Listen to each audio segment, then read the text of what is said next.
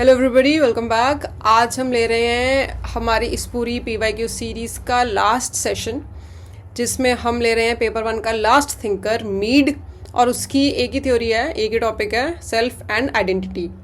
अब इसमें हमारे आते हैं 8 सवाल। जो फर्स्ट क्वेश्चन है वो 2024 में ही पूछा गया है। देखो, सेल्फ एंड आइडेंटिटी बहुत ही इंपॉर्टेंट टॉपिक है, क्योंकि ये एक इकलौता थिंकर है जहाँ पे हम सिंबॉलिक इंटरैक्शनिज्म की बात कर रहे हैं। अभी तक हमने स्ट्रक्चर फंक्शनलिज्म तक किया था। टैलकट, पार्सन्स, RK मर्टन, ये स्ट्रक्चर फंक्शनलिस्ट थे। अब हम मीड के साथ शुरुआत कर रहे हैं सिंबॉलिक इंटरैक्शनिज्म की। एंड इनकी जो थ्योरी है लोगों को पल्ले नहीं पड़ती है, समझ नहीं आती है, बहुत कॉम्प्लिकेटेड लगती है। सवाल समझ आ भी जाती है बेसिक 10-20%, तो सवाल नहीं निकलता है। तो आज हम थोड़ा बहुत थ्योरी भी करेंगे, बैकग्राउंड भी लेंगे, and we'll see all the 7 questions asked in the previous years. 24 वाला जो सवाल है वो हम 24 का जब पेपर अभी सॉल्व करेंगे उसमें ले लेंगे। तो क्वेश्चन नंबर 3 से शुरू करते हैं, 3 से 8 तक जाएंगे, फिर सेकेंड क्वेश्चन ले लेंगे। थर्ड क्वेश्चन क्या कहता है, देखो, according to Mead the idea of self develops when the individual becomes self conscious. देखो, टॉपिक का नाम है सेल्फ एंड आइडेंटिटी। यहाँ पे भी कुछ सेल्फ करके पूछ रहा है कि सेल्फ का आइडिया तब डेवलप होता है जब इंसान सेल्फ कॉन्शियस बन जाता है। इसको बताइए, 20 नंबर का सवाल है।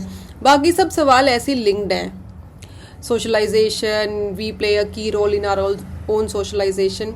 तो शुरुआत करने से पहले आपसे मेरा एक सवाल है कि जब आप अपनी बात करते हैं, मैं, अहम, स्वयं की बात करते हैं, तो आप किसकी बात कर रहे हैं? Is it your biological being? आप अपनी फिजिकल फॉर्म है उसकी बात कर रहे हैं? आपकी कोई सोल है, आपकी कोई स्पिरिट है, उसकी बात कर रहे हैं? अपने माइंड में क्या चल रहा है उसकी बात कर रहे हैं? या आपको किसी ने कुछ कहा, आपने उस चीज़ को अपना लिया, उसकी बात कर रहे हैं? What is it when you से कि मैं ये करना चाहता हूँ या मुझे ये पसंद है? ये जो सेल्फ का कॉन्सेप्ट है, इसे कहते हैं सेल्फ, अहम। इसी सेल्फ की बात मीड कर रहा है। देखो, मीड ने फाउंडेशन रखा था सिंबॉलिक इंटरैक्शनिज्म का। सिंबॉलिक इंटरैक्शन टर्म कॉइन करी थी हर्बर्ट ब्लूमर ने।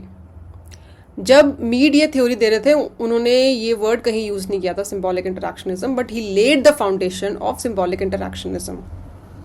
मीड इस बात को समझना चाह रहा था। Mead goes into microsociology. Merton अभी तक मिडिल रेंज थ्योरी की बात कर रहा था। उसके पहले टैलकट, पार्सन थे, वो ग्रैंड थ्योरी बनाना चाह रहे थे। उसके पहले जो 3 हमने थिंकर्स किए वो भी सब ग्रैंड थ्योरी की बात करते थे। मीड जो है, मीड गोज इनटू माइक्रोसोशियोलॉजी। वो थोड़ा ये जितना हम ग्रुप को छोटा करते जा रहे हैं, माइक्रो सोशियोलॉजी की तरफ बढ़ रहे हैं, उतना हम साइकोलॉजी की तरफ बढ़ रहे हैं। तो ये भी सोशल साइकोलॉजी की तरफ बढ़ रहे थे मीड। एंड इन्होंने ये जानना चाहते थे कि एक इंडिविजुअल और सोसाइटी में इंटरेक्शन कैसे होता है। तो इन्होंने कहा कि भाई सिंबल्स के थ्रू होता है इंटरेक्शन। सिंबल्स का क्या मतलब है? एक इंसान अपनी पूरी सोसाइटी से कैसे इंटरेक्ट करता है? तो कहता है कि सिंबल्स के थ्रू करता है। सिंबल्स में इन्होंने कहा 2 चीज़ें आती हैं। एक आता है जेस्चर्स, आपकी बॉडी लैंग्वेज, आपके एक्सप्रेशंस, इशारे। दूसरा आता है लैंग्वेज। आप ग्रामर सीखते हो, वर्ड सीखते हो, फिर उसका सेंटेंस बनाते हो, फिर उसका एक कॉन्टेक्स्ट भी होता है। सेम सेंटेंस अलग सिचुएशन में अलग मतलब निकलता है, ठीक है? तो इन 2 चीज़ों को मिला के उसने बोला सिंबल बनते हैं, सिंबल का इंटरैक्शन होता है, सिंबॉलिक इंटरैक्शन। ऐसे इन्होंने एक थ्योरी निकाली थी, ठीक है? अब हम ये समझना चाह रहे हैं कि जो सेल्फ है, अहम, ये कॉन्सेप्ट कैसे आया, मीड ने इसके बारे में क्या बोला। तो मीड वांटेड टू नो कि सेल्फ क्या होता है। सेल्फ का कॉन्सेप्ट ही सेज कि हम जब अपने आप को रेफर करते हैं, मैं ये चाहता हूँ, तो हम जिस आइडेंटिटी को या जिस पहचान की बात कर रहे हैं, जिसको हम रेफर कर रहे हैं, उसकी शुरुआत होती है हमारे बचपन से, जब हम पैदा होते हैं। मीड गिनाता है 3 स्टेजेस। एक इंडिविजुअल के पैदा होने के बाद 3 स्टेजेस को वो गिनाता है। पहली स्टेज होती है इमिटेशन स्टेज। जब बच्चा पैदा होता है, पहले 2 साल की उम्र तक ये सिर्फ अपने आसपास जो सब चल रहा है उसको ऑब्जर्व करता है और उसको थोड़ा बहुत कॉपी करने की कोशिश करता है। आपने देखा होगा कि जो सेल्फ का कॉन्सेप्ट है, मैं कौन हूँ, एक 0 से 2 इयर्स का जो बच्चा है उसको 5-6 महीने होने के बाद वो बच्चा अपने हाथ देखता है कि ये मेरे हाथ हैं, ये मेरा अंगूठा है, ये मेरी उंगलियां हैं, ये मेरी स्किन है। ठीक है, आपने देखा होगा कि 6 महीने का बच्चा ना काफ़ी देर तक अपने हाथ देखता है, अपने पैर देखता है। फिर अगर 8-10 महीने की उम्र में वो शीशा देखता है तो उसको ये पहचान होती है कि शीशे में ये मैं दिख रहा हूँ, ये मेरा रिफ्लेक्शन है, ये कोई और इंसान नहीं है। तो ये स्टेज में वो उसका जो सेल्फ का कॉन्सेप्ट है, उसका जो अहम का कॉन्सेप्ट है, वो डेवलप होना शुरू हो रहा है। Imitation stage is also called preparatory stage. यहाँ पे अभी सेल्फ का कॉन्सेप्ट आया नहीं है, बट यहाँ पे प्रेपरेशन हो रही है। सेल्फ का कॉन्सेप्ट सेकंड स्टेज में बनना शुरू हो जाएगा। यहाँ पे वो सिर्फ कुछ कुछ वर्ड्स सीख रहा है। आपने देखा होगा 1.5 साल का बच्चा होता है, आपकी उसकी मम्मी फ़ोन पे हेलो करके बात करती है तो वो हेलो वर्ड सीख जाता है। जैसे ही फ़ोन की रिंग बजेगी वो हेलो बोलेगा, उसको पता है आगे से कुछ आवाज़ आएगी तो हेलो बोलना है, या कोई आया है तो हाय बोलना है, या कोई जा रहा है तो उसको ओके बाय बोलना है। ये छोटे छोटे वर्ड वो इस स्टेज पे 2 साल की उम्र तक वो कॉपी करना शुरू कर देता है, सीखना शुरू कर देता है। इसके बाद मीट बोलता है एक स्टेज आती है अराउंड 2 से 6-7 साल की उम्र तक। 6 साल का बच्चा फर्स्ट क्लास में होता है, तो 2 से 6 साल की उम्र तक वो नर्सरी वगैरह क्लासेस में होता है, वो LKG UKG चल रही है। अब इस स्टेज में क्या होता है, वो अपने घर की 4 दीवारी से निकल के बाहर जा रहा है, स्कूल जा रहा है, टीचर से इंटरेक्ट कर रहा है। फिर इस उम्र में बच्चे के डॉक्टर के पास भी चक्कर लग रहे हैं। तो ये होती है रोल प्लेइंग स्टेज। उसको एक डॉक्टर का रोल समझ में आता है, उसको एक टीचर का रोल समझ में आता है। तो ये जो 2 से 6 की स्टेज होती है, इसमें बच्चा टीचर खेलते हैं, ये डॉक्टर पेशेंट खेलते हैं, ये घर घर खेलते हैं, तो एक पत्नी का रोल या पति का रोल अपनाते हैं, ठीक है, या बड़े बुजुर्ग का रोल अपनाते हैं, चश्मा लगा लेंगे, हाथ में सोटी पकड़ लेंगे, है ना, खांसी करेंगे। ये स्टेज होती है जब आप एक दूसरे इंसान का एक रोल ग्रहण करते हो और उसको प्ले करते हो। रोल प्लेइंग स्टेज है ये। यहाँ पे आपका सेल्फ का थोड़ा थोड़ा कॉन्सेप्ट बनना शुरू हो रहा है। सेल्फ में 2 चीजें आ जाती हैं।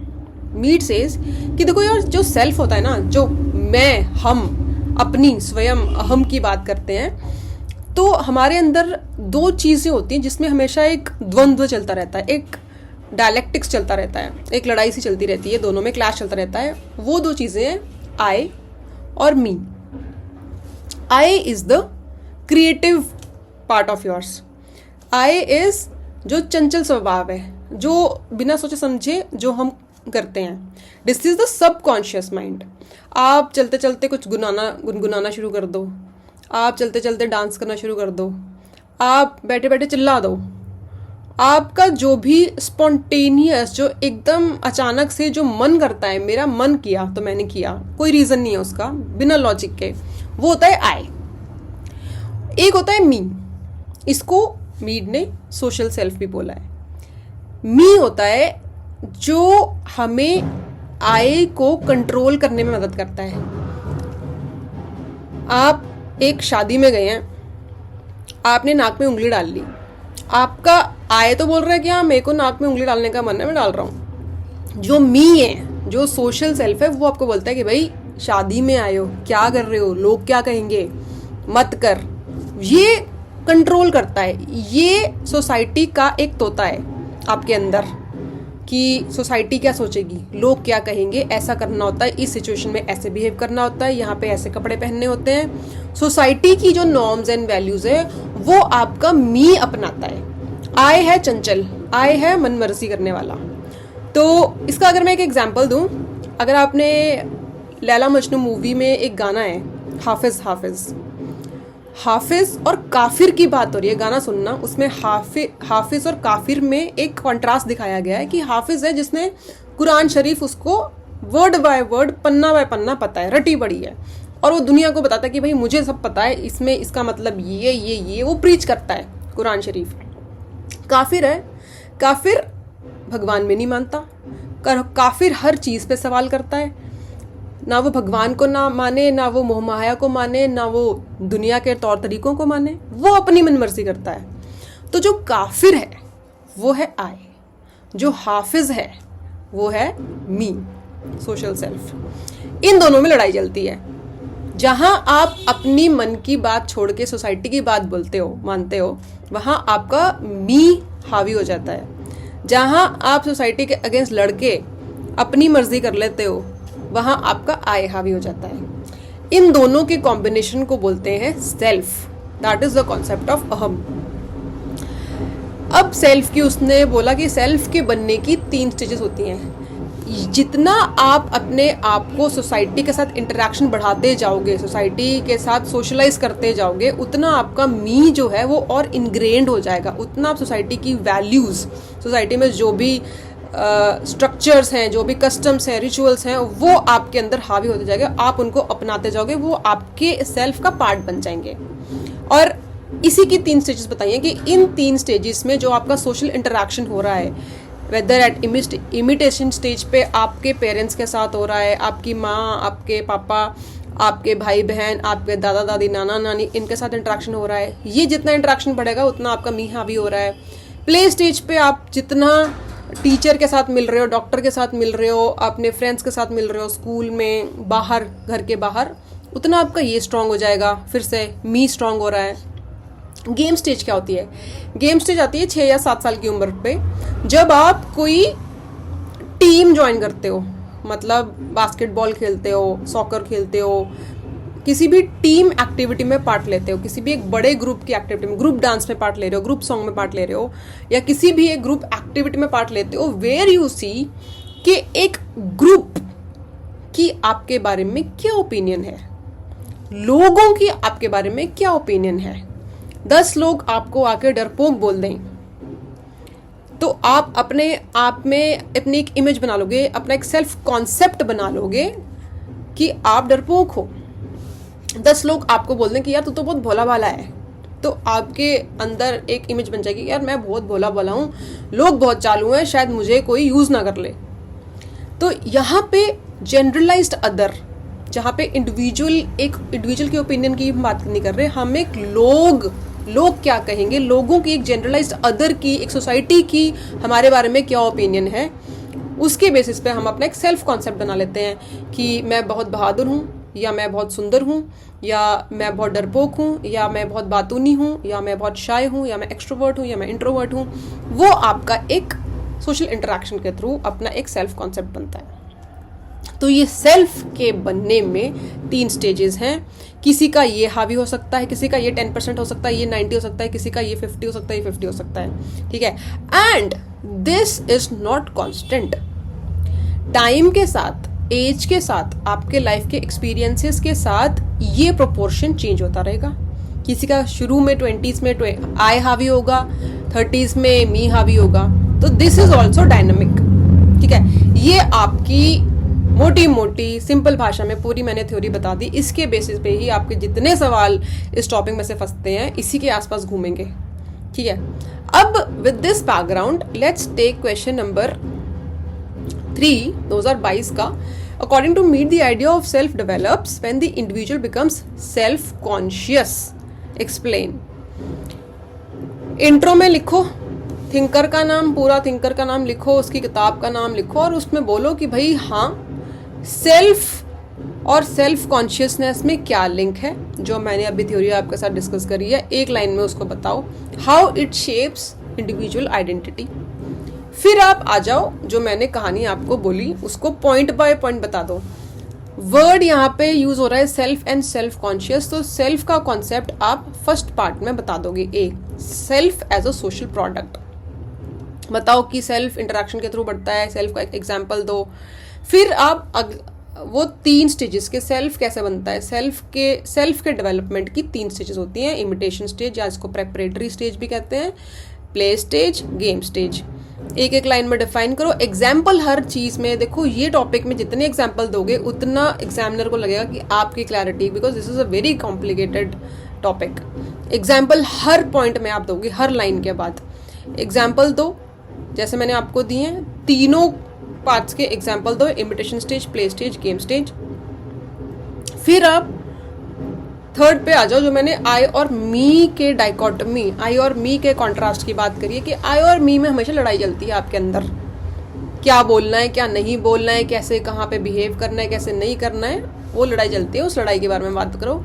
आई is spontaneous impulsive self, me is a socialize self, ठीक है।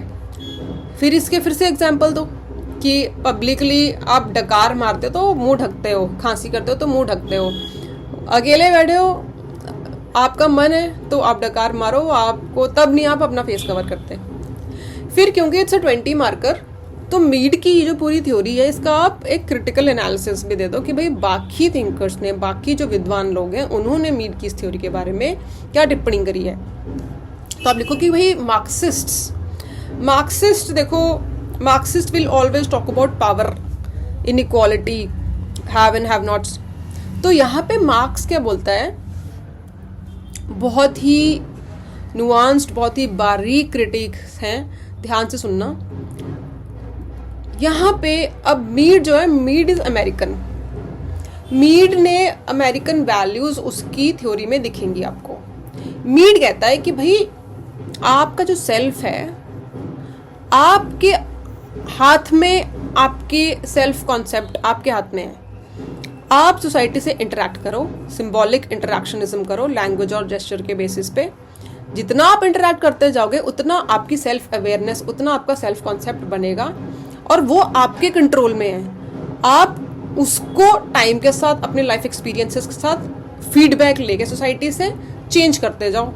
और ऐसे आप अपने बारे में क्या सोचते हो, आपके बारे में आपका सेल्फ कॉन्सेप्ट आपने जो बनाया है वो आपके हाथ में, वो आप बनाते हो सोशल इंटरेक्शन के फीडबैक के बेसिस पे।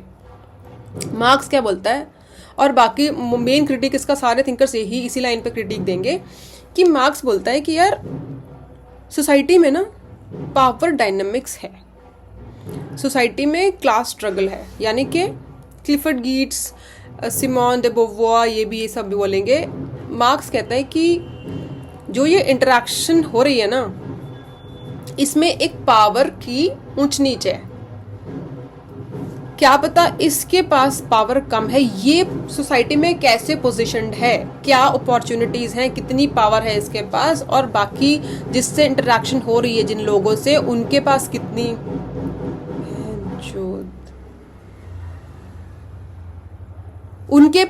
पावर है, जो सोसाइटी में जो लोग हैं उनके पास कितनी पावर है, उससे ये इंटरेक्शन बहुत अफेक्ट करती है। आपने एक जनरलाइज ओपिनियन दे दी कि सोशल इंटरेक्शन होती है, उस इंटरेक्शन के बेसिस पे एक इंसान के पास पावर होती है कि वो अपना सेल्फ कॉन्सेप्ट, अपनी सेल्फ इमेज, अपनी सेल्फ सोशलाइजेशन के थ्रू अपना सेल्फ चेंज करता है। मार्क्स ये कह रहे हैं कि भाई एक पावर इनइक्वालिटी है। अगर इस इंसान के पास पावर ज़्यादा है, ही इज प्रिंस चार्ल्स, तो ये जो इंटरेक्शन होगी ना ये अलग तरीके की होगी। और अगर ये एक चाय वाला है जो स्टेशन पे चाय बेचता है, तो इसकी सोसाइटी के साथ इंटरेक्शन बहुत डिफरेंट होगी। आपने उस पर बात ही नहीं करी है, आपने क्लास स्ट्रगल के बारे में बात ही नहीं करी है। ये सिर्फ एक इंटरेक्शन नहीं है।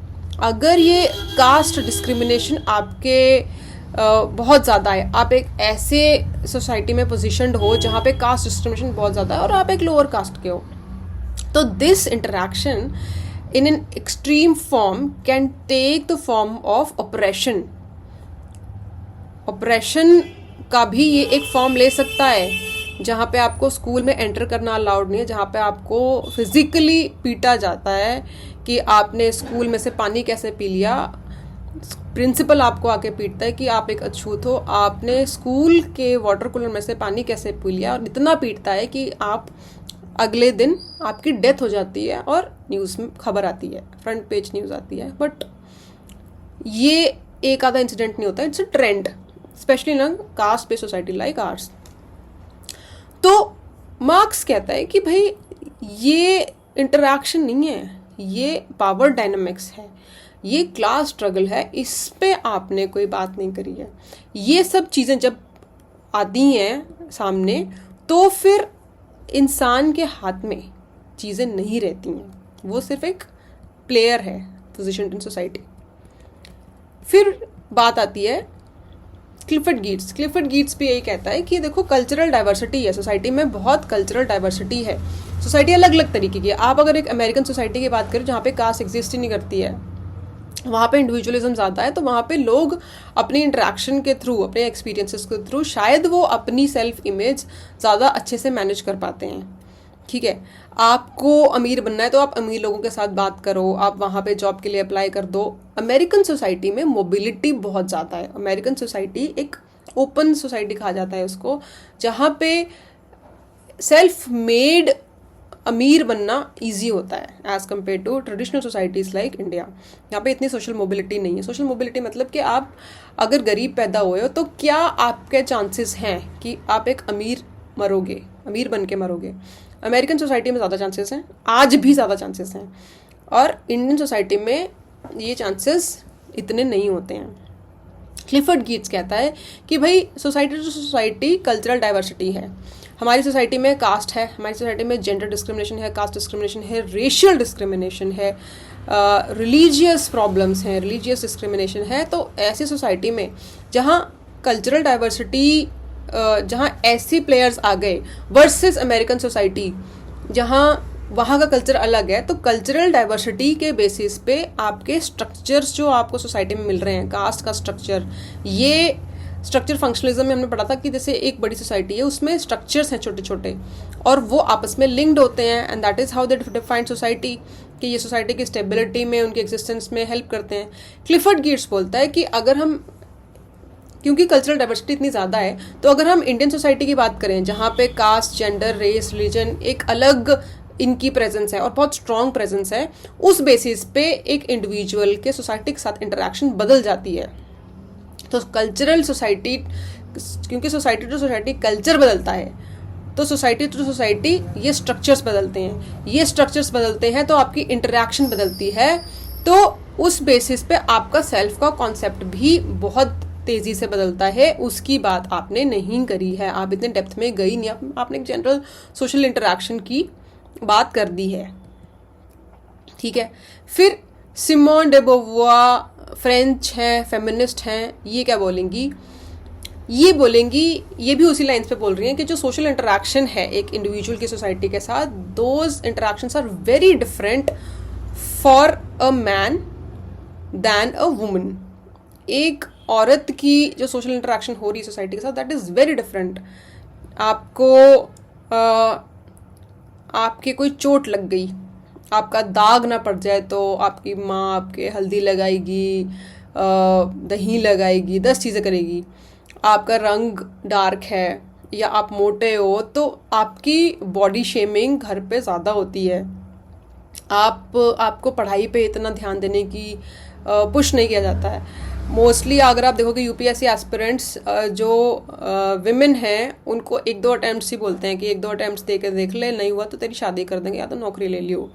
ठीक है, ज़्यादा अटैम्प्ट्स देने के लिए उनको प्रेरित नहीं करते हैं, जबकि लड़के जो मोस्टली चौथे 5वें अटैम्प्ट तक जा रहे होते हैं, मोस्टली लड़के होते हैं। तो एक अलग तरीके का प्रेशर होता है एक औरत पे सोसाइटी की तरफ से वर्सेस एक लड़के का।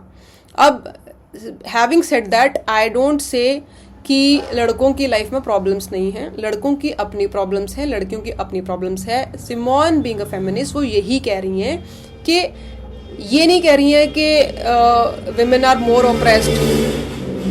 यहाँ पे पॉइंट ये है कि एक विमेन, एक औरत और एक आदमी की अलग अलग एक्सपीरियंसेस हैं, टू द एक्सटेंट, मतलब the experiences are so different, so stark, कि वो यहाँ पे मेंशन आपको करना चाहिए था मीड जी, जब आप एक सोशल इंटरेक्शन के थ्रू सेल्फ कॉन्सेप्ट की डेवलपमेंट की बात कर रहे हैं। वो बहुत डिफरेंट है, उसको आपने टच करना चाहिए था। जितने भी थ्योरीज होंगी, जब आप फेमिनिज्म की बात करते हो, फेमिनिज्म विल ऑलवेज से कि आपने एक औरत के पॉइंट ऑफ व्यू से, एक औरत के एंगल, विमेन कम्युनिटी के एंगल से इस चीज़ को, इस थ्योरी को नहीं प्रेजेंट किया है।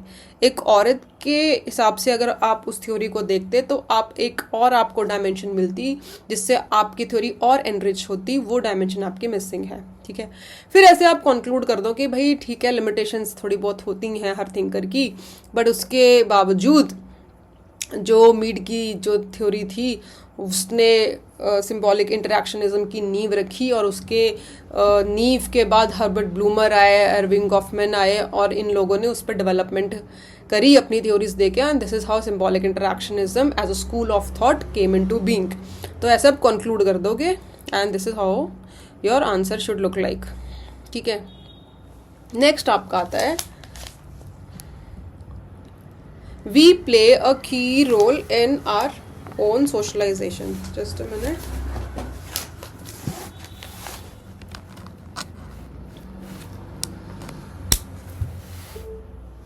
Okay.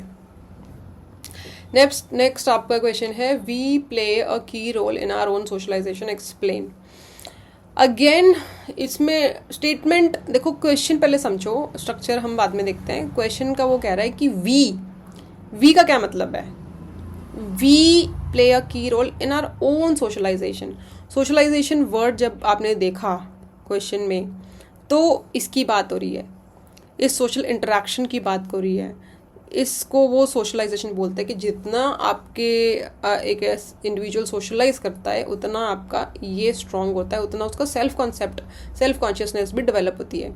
अब स्टेटमेंट कह रहा है कि we play a key role in our own socialization, कि भाई सोसाइटी का तो रोल है ही है, we as an individual we are also playing a very big role in our own socialization.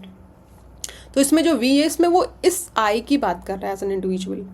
तो यहाँ पे आप लिखोगे, इसमें आई और मी की जो टक्कर है, जो क्लैश है, आप उसकी बात करोगे कि भाई अगेन यहाँ पे मैंने बुक मेंशन नहीं करी है, बुक आप मेंशन कर दोगे, वही माइंड, सेल्फ एंड सोसाइटी, एक ही किताब है इस बंदे की। जॉर्ज हर्बर्ट मीड ने बोला कि हाँ, individuals actively shape their socialization. कैसे? क्योंकि उनमें एक इंटरनल डायलॉग चलता है, एक इंटरनल लड़ाई चलती रहती है आई और मी के बीच में। फिर थोड़ा सा आप उसको थोड़ा सा एक्सप्लेन कर दोगे कि दैट इज़ मी और आई में जो लड़ाई चलती है उसके बेसिस पे वो अपने बिहेवियर्स, अपने एक्शन एडजस्ट करते हैं depending upon their experiences, depending upon the situation. ठीक है, फिर अब यहाँ पे देखो, मोटी मोटी कहानी घूम फिर के सारे आंसर्स में आपने यही लिखनी होती है। सेल्फ होता है, फिर 3 स्टेजेस ऑफ डेवलपमेंट होती हैं, फिर आई और मी की लड़ाई होती है, और क्रिटिकल एनालिसिस। थोड़ा सा यहाँ पे क्वेश्चन थोड़ा अलग सा है, तो आप बस इसका थोड़ा फॉर्मेट आगे पीछे कर दोगे। अब सवाल उसने सीधा पूछा कि we play a key role in our own socialization, तो आप डायरेक्टली उस चीज़ को हिट करो विदाउट वेस्टिंग एनी वर्ड्स कि how I and me are playing a role, specially I is playing a role. तो imitation stage is a preparatory stage. यहाँ पे किसी तरह का आई और मी वाला डाइकोटमी अभी डेवलप नहीं हुई है, अभी वो सिर्फ आई पे है, अभी उसका मी वाला पार्ट डेवलप होना बाकी है, उसका सोशल सेल्फ वाला पार्ट डेवलप होना बाकी है, जो कि सोशल इंटरेक्शन के थ्रू डेवलप होता है। तो इसको आप स्किप करके सीधा प्ले स्टेज की बात कर सकते हो। प्ले स्टेज जहाँ पे रोल टेकिंग हो रही है, जहाँ पे वो टीचर या डॉक्टर या किसी भी मेड का, माँ का, बाप का रोल अपनाता है। तो सीधा आपने इंट्रो में इस स्टेटमेंट को एक्सप्लेन कर दिया, टांका जोड़ दिया आई और मी के साथ। फिर आप फर्स्ट पॉइंट बोल रहे हो रोल टेकिंग / प्ले स्टेज, यहाँ पे वो जो लड़ाई है आई और मी की वो आपकी चल रही है, वो चलनी शुरू हो जाती है, रोल टेकिंग शुरू हो रही है। तो self concept through socialization develop होना शुरू हो रहा है। फिर जनरलाइज अदर / आपकी गेम स्टेज, जहाँ पे एक जनरलाइज अदर लोगों की आपके बारे में क्या ओपिनियन है वो आप गेन करना शुरू करते हो। गेम स्टेज क्यों बोला? जब आप गेम्स खेलते हो, जब आप टीम गेम्स खेलते हो, whether you playing basketball, whether you playing cricket, whether you playing जो बड़ी बड़ी टीम वाली गेम होती है। ठीक है, फिर इसके हर पॉइंट के साथ एक एग्जाम्पल ज़रूर होना चाहिए। सिंपल एग्जाम्पल दो। रोल टेकिंग में a Delhi teen switches between formal Hindi and slang, role ले रहे हो, आप बैंगलोर में हो तो अगर आपको कन्नड़ आती है तो you will not speak in Hindi, आप कन्नड़ में बात करोगे या थोड़ी बहुत वहाँ पे सीखोगे डिपेंडिंग ऑन द कॉन्टेक्स्ट, ठीक है।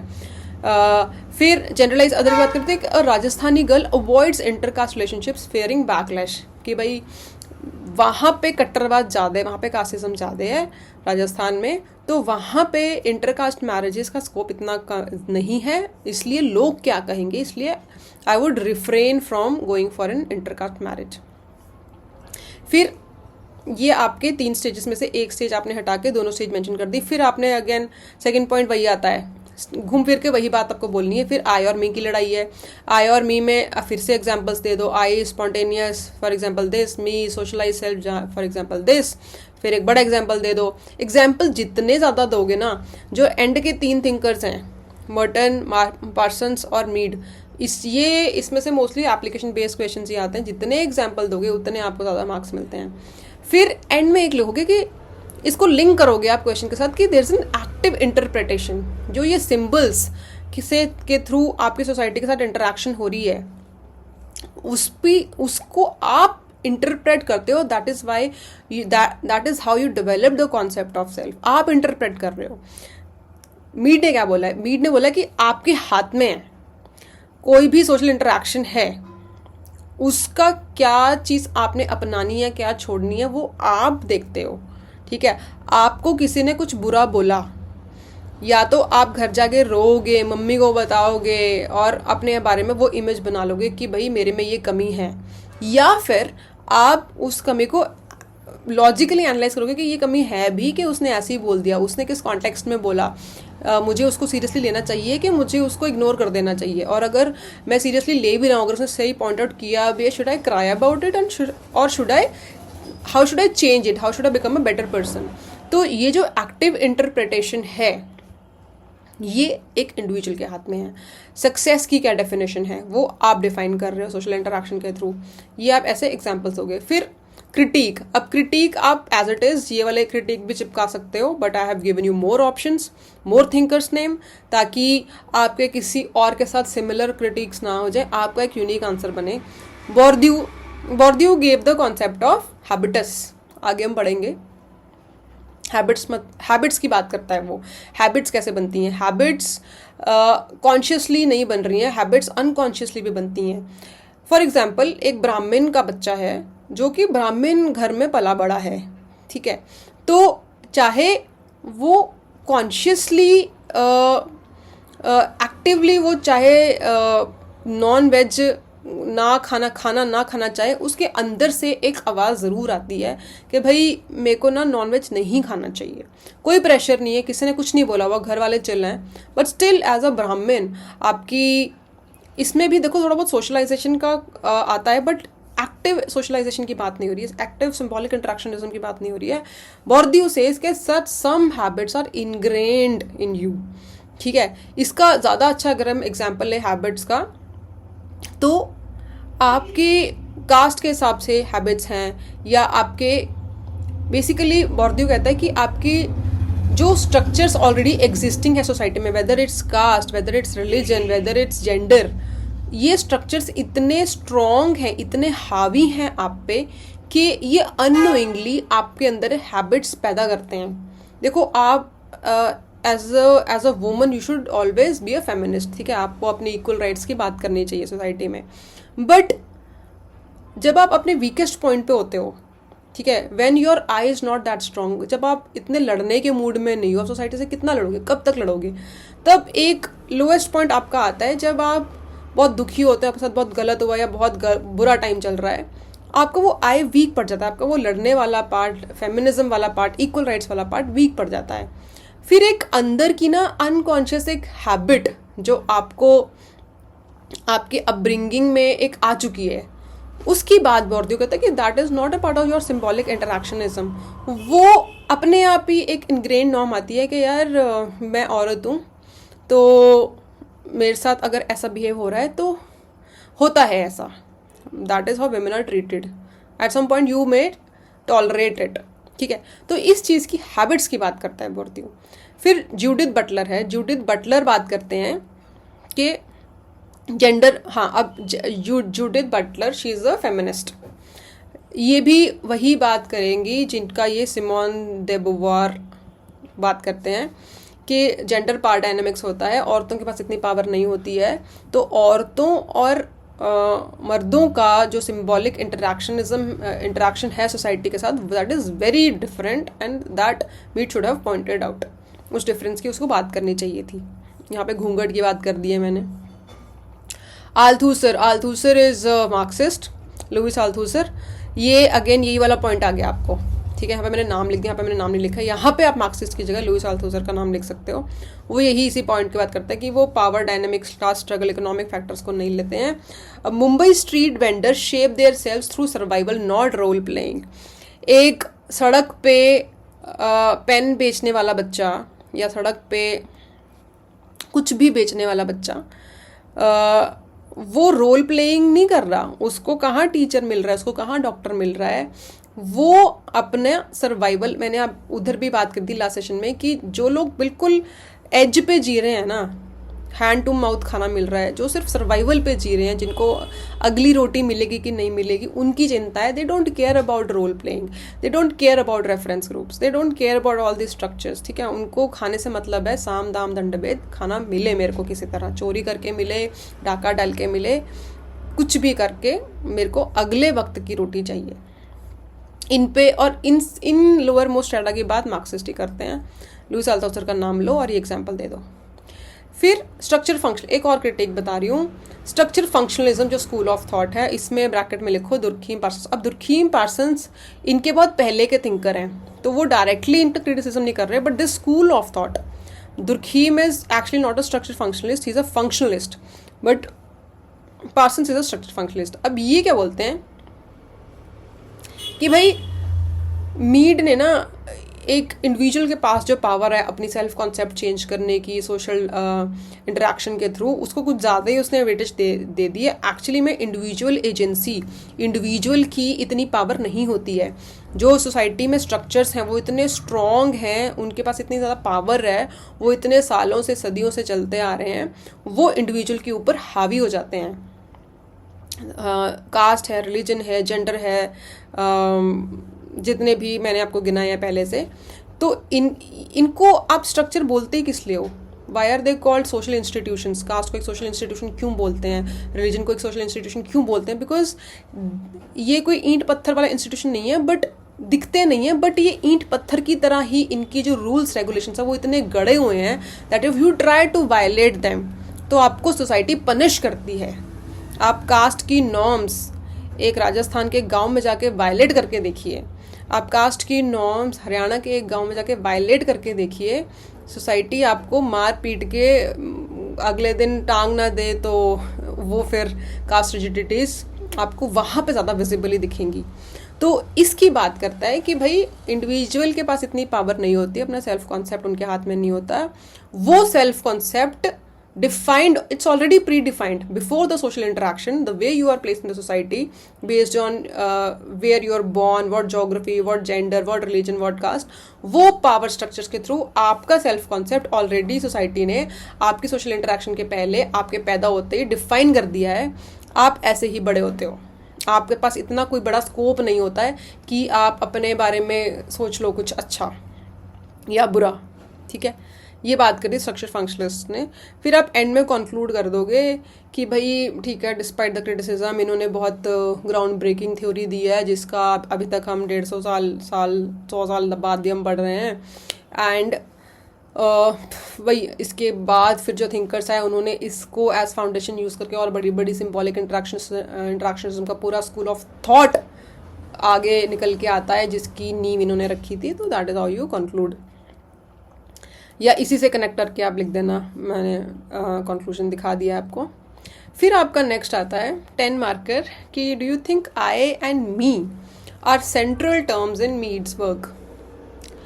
तीन ही तो कॉन्सेप्ट है इसके। फर्स्ट कॉन्सेप्ट है 3 स्टेजेस, सेकेंड कॉन्सेप्ट है आई और मी में कॉन्फ्लिक्ट, थर्ड है आपका क्रिटिक 4-5 आपके नाम आ जाते हैं।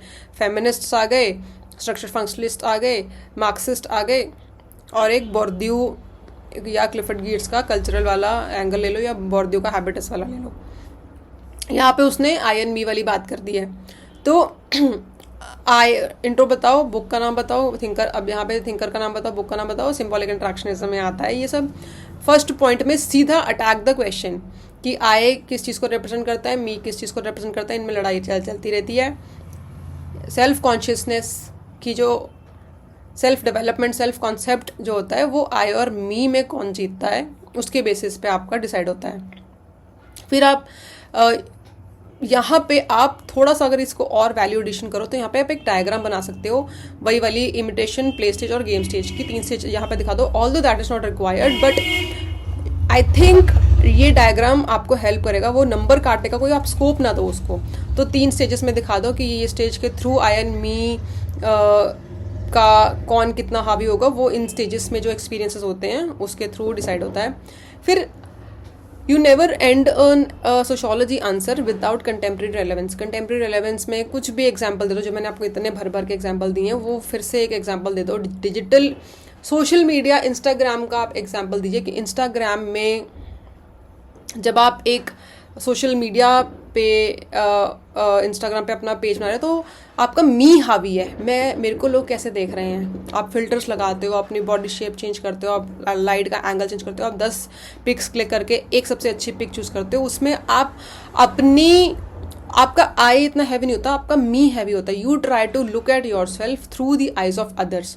जनरलाइज्ड अदर जो थर्ड स्टेज है आपकी गेम स्टेज, उसमें वो यही है कि how you learn to see your self through the eyes of others.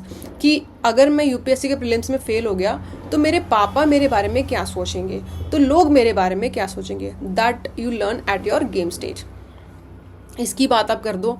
फिर एंड में बात कर दो सोशोलॉजिकल इन्फ्लुएंस की, हाँ कि ठीक है भाई, अर्विन गॉफमैन और हर्बर्ट ब्लूमर ने मीड के आइडिया को एक्सपैंड किया था। और आगे इन्होंने अर्विन गॉफमैन का क्वेश्चन भी आएगा जो सेकंड क्वेश्चन है आपका, इन्होंने ड्रामेटर्जिकल पर्सपेक्टिव की बात करी है, हर्बर्ट ब्लूमर ने सिंबॉलिक इंटरेक्शनिज्म वर्ड कॉइन किया। तो ये इनकी इस थिंकर की कंट्रीब्यूशन थी। तो आज के सेशन में इतना ही, बाकी के जो सवाल हैं वो हम पार्ट 2 में लेते हैं नेक्स्ट सेशन में। That is it for today, thank you.